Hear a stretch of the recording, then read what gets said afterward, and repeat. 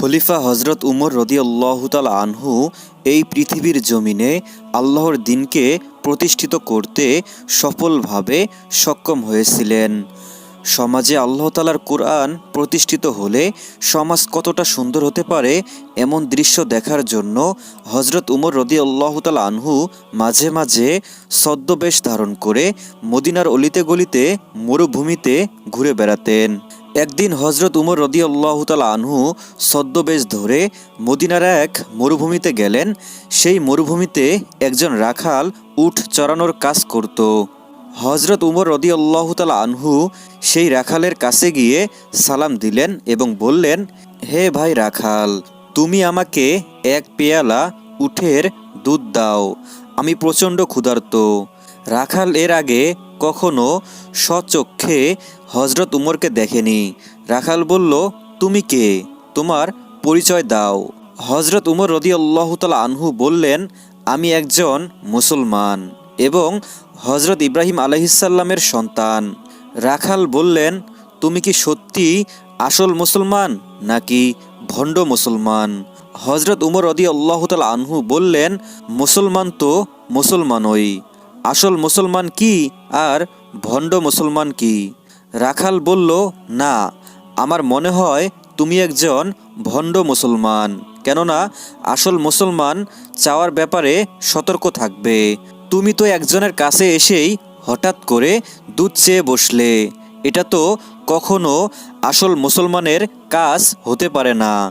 আসল মুসলমান সব সময় চাওয়ার ব্যাপারে সতর্ক থাকবে।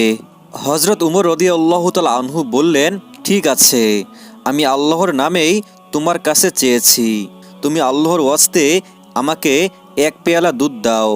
রাখাল বললেন, হে পথিক, আমি তো তোমাকে কিছুতেই দুধ দিতে পারি না, কেননা এই উটগুলোর মালিক আমি না। এই উটগুলোর মালিক হলো আমার মনিব। আমার মনিবের বাড়ি এখান থেকে 10 কিলোমিটার দূরে। তুমি যদি এক পেয়ালা দুধ পেতে চাও তাহলে আমার মনিবের অনুমতি নিয়ে আসতে হবে। আমার মনিবের অনুমতি ছাড়া আমি কিছুতেই তোমাকে দুধ দিতে পারি না। হজরত উমর রাদিয়াল্লাহু তাআলা আনহু বললেন, দেখো, এত দূর 10 কিলোমিটার দূরে গিয়ে তোমার মালিকের কাছ থেকে অনুমতি নিয়ে আসার মতো সময় তো আমার নেই। এর চেয়ে বরং আমি তোমাকে 2 দিরহাম দিচ্ছি, তুমি আমাকে এক পেয়ালা দুধ দাও। হজরত উমর রাদিয়াল্লাহু তাআলা আনহুর কথা শুনে রাখাল অনেকটা রেগে গিয়ে বলল, হে পথিক, তুমি কি উমরকে চেনো? উমর এই সমাজের মধ্যে কোরআন দিয়ে বিচার করে। উমর এই সমাজের মধ্যে কোরআন প্রতিষ্ঠিত করেছে। আমি যদি আমার মালিকের অনুমতি ছাড়া অবৈধভাবে তোমাকে এক পেয়ালা দুধ দেই, এটা যদি কোনোভাবে উমরের গুপ্ত বাহিনী জানতে পারে তাহলে আমাকে উমরের আদালতে কঠিন বিচারের মুখোমুখি হতে হবে। হজরত উমর রাদিয়াল্লাহু তাআলা আনহু বললেন, ঠিক আছে, তাহলে ওই পাহাড়ের গুহায় চলো। পাহাড়ের গুহার ভিতরে গিয়ে আমি তোমাকে 2 দিরহাম দিব আর তুমি আমাকে এক পেয়ালা দুধ দেবে। সেখানে উমরের গুপ্ত বাহিনীও জানতে পারবে না আর তোমার মালিকও জানতে পারবে না। রাখাল এবার অত্যন্ত রেগে গিয়ে বলল, হে পথিক, আমি তো ভাবছিলাম তুমি একজন ভণ্ড মুসলমান, কিন্তু এখন দেখছি তুমি তো একজন মুনাফিক মুসলমান। আমি যদি ওই পাহাড়ের গুহার ভিতরে গিয়ে তোমাকে এক পেয়ালা দুধ দেই, উমরের গুপ্ত বাহিনী হয়তো জানতে পারবে না, আমার মালিকও হয়তো জানতে পারবে না, কিন্তু আল্লাহ রাব্বুল আলামিন তো সব কিছু দেখছেন, তিনি তো জানতে পেরে যাবেন। রাখালের কথা শুনে হজরত উমর রাদিয়াল্লাহু তাআলা আনহুর শরীর রাগে রক্তবর্ণ ধারণ করল।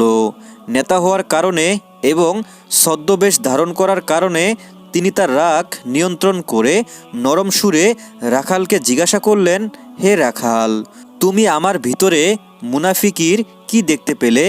রাখাল বলল, এই উটগুলো আমার মালিকের পক্ষ থেকে আমার কাছে আমানত।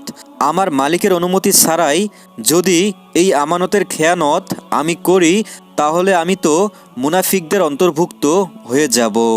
তুমি নিজেও একজন মুনাফিক এবং আমাকে মুনাফিক বানানোর জন্য পায়তারা করছো।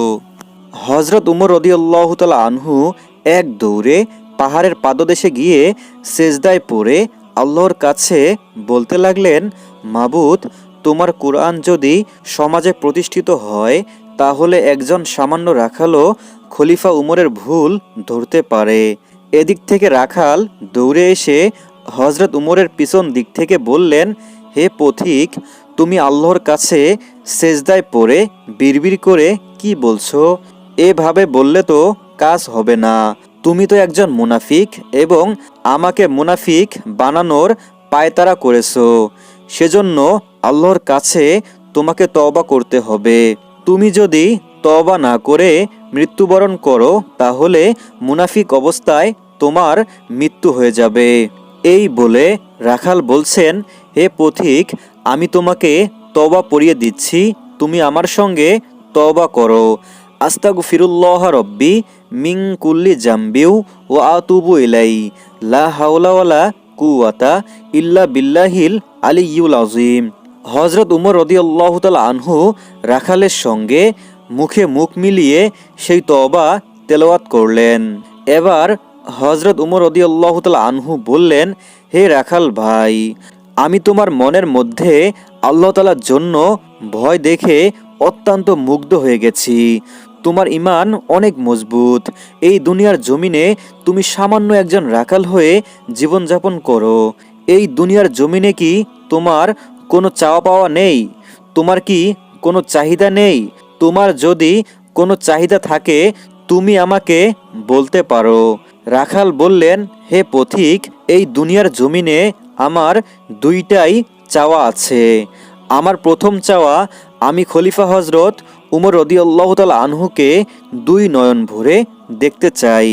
যেই উমর আল্লাহর দিন এই সমাজে প্রতিষ্ঠিত করেছে, যেই উমর আল্লাহর কুরআন দিয়ে রাষ্ট্র পরিচালনা করে, এমন মহামানবকে আমি দুচোখ ভরে দেখতে চাই।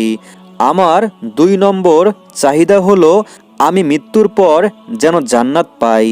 আল্লাহ তাআলা যেন মৃত্যুর পর আমাকে জান্নাত দেন। হযরত উমর রাদিয়াল্লাহু তাআলা আনহু বললেন, হে রাখাল, আল্লাহ রাব্বুল আলামিন নিঃসন্দেহে তোমার দ্বিতীয় চাহিদা পূরণ করবেন। রাখাল বললেন, এটা তো সবাই বলতে পারে যে আল্লাহ মৃত্যুর পর তোমাকে জান্নাত দিক, কিন্তু আমার প্রথম চাহিদার কথা তো তুমি বললে না। আমার প্রথম চাহিদা, আমি হযরত উমরকে দু চোখ ভরে দেখতে চাই। আমার এই চাহিদাটা কে পূরণ করবে? হযরত উমর রাদিয়াল্লাহু তাআলা আনহু বললেন, রাখাল, তুমি নামাজ আদায় করো কোথায়? রাখাল বলল, কেন? মসজিদে নববীতে। হযরত উমর বললেন, মসজিদে নববীতে নামাজ আদায় করলে তো উমরের সঙ্গে দেখা হওয়ার কথা। রাখাল বললেন, আমি সব সময় বারান্দায় নামাজ আদায় করি। আমি কখনো মসজিদে নববীর ভিতরে ঢুকি না, কেননা মসজিদে নববীর ভিতরে নবীর বড় বড় সাহাবীরা রয়েছেন। সেই সব বড় বড় হাজার হাজার সাহাবীদের মধ্যে আমি রাখাল বেমানান, সেজন্যে আমি মসজিদের বারান্দায় নামাজ আদায় করি।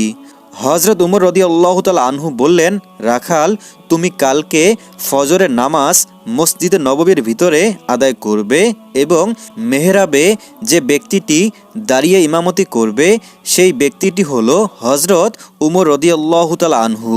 এই বলে হযরত উমর রাদিয়াল্লাহু তাআলা আনহু রাখালের কাছ থেকে বিদায় নিয়ে চলে গেলেন। রাখাল ইশার নামাজ আদায় করে মসজিদে নববীতেই রয়ে গেলেন, কেননা খলিফা উমরকে দেখার জন্য রাখালের মন ছটপট করতে লাগলো। রাখাল ভাবতে লাগলো, ইশার নামাজ আদায়ের পর যদি বাড়িতে যাই আর ফজরের সময় ফিরে এসে যদি সামনের কাতারে জায়গা না পাই তাহলে তো খলিফা উমরকে দেখতে পাবো না।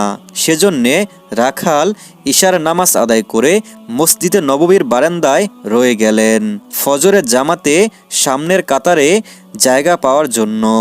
যথাসময়ে ফজরের আজান দেওয়ার জন্য হযরত বেলাল রাদিয়াল্লাহু তাআলা আনহু মসজিদে নববীতে প্রবেশ করলেন এবং ফজরের আজান হয়ে গেল। রাখাল মসজিদে নববীর প্রথম সারিতে বসলেন এবং 2 রাকাত ফজরের সুন্নত নামাজ আদায় করলেন। আস্তে আস্তে মসজিদে নববীতে নবীজির সকল সাহাবীরা উপস্থিত হতে লাগলো। এমন সময় হজরত উসমান রাদিয়াল্লাহু তাআলা আনহু উপস্থিত হয়ে দেখেন তার জায়গা দখল করে একজন ব্যক্তি বসে আছে।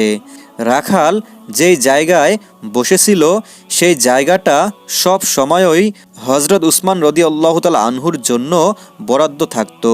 কেননা নবী করিম সাল্লাল্লাহু আলাইহি ওয়াসাল্লাম বলেছিলেন, আমি যখন ইমামতি করব আমার পিছন বরাবর আবু বকর দাঁড়াবে, আবু বকর যখন ইমামতি করবে তার পিছন বরাবর উমর দাঁড়াবে, উমর যখন ইমামতি করবে তার পিছন বরাবর উসমান দাঁড়াবে, উসমান যখন ইমামতি করবে তার পিছন বরাবর আলী দাঁড়াবে।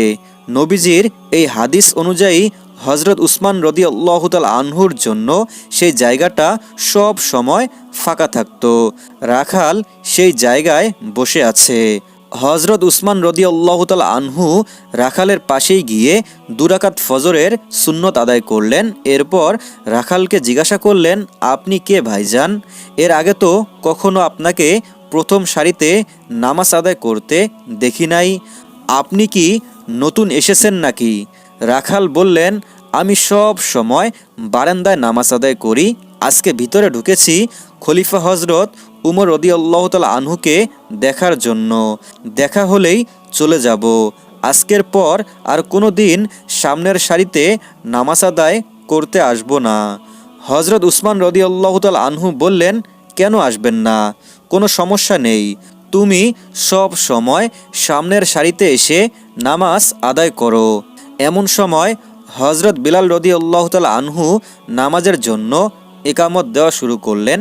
হজরত বিলাল যখন ইকামত দিচ্ছিলেন, খলিফা উমর রাদিয়াল্লাহু তাআলা আনহু মেহরাবের পার্শ্ববর্তী দরজা দিয়ে ইমামতি করার জন্য জায়নামাজে এসে দাঁড়ালেন।